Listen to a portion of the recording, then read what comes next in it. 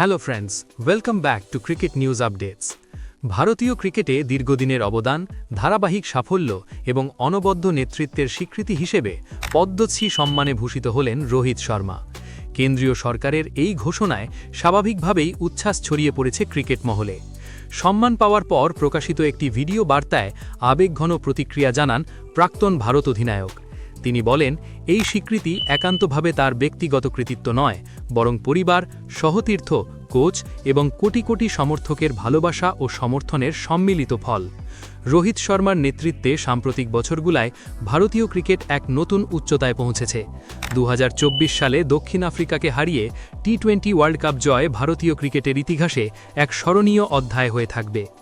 দীর্ঘদিন ICC trophy না জেতার হতাশা কাটিয়ে 2025 সালের চ্যাম্পিয়ন্স ট্রফিতে ভারতের সাফল্য তার নেতৃত্বগুণ ও কৌশলগত দক্ষতার বড় প্রমাণ।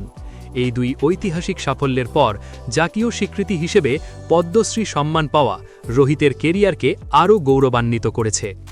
ব্যাট হাতে রোহিত শর্মার কেরিয়ারও ঈর্ষণীয়। টেস্ট ক্রিকেটে 67 ম্যাচে 12টি সেঞ্চুরি সহ 4000-এর বেশি রান, ওয়ানডেতে প্রায় 11,500 রান ও 33টি শতরান এবং টি-20 আন্তর্জাতিক ক্রিকেটে 5টি সেঞ্চুরি।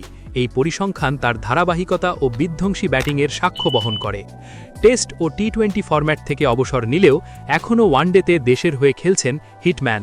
সম্মান পাওয়ার পর রোহিত স্পষ্ট করে দিয়েছেন, তার লড়াই এখানেই থামছে না। লক্ষ্য এখন 2027 সালের ওয়ানডে বিশ্বকাপ।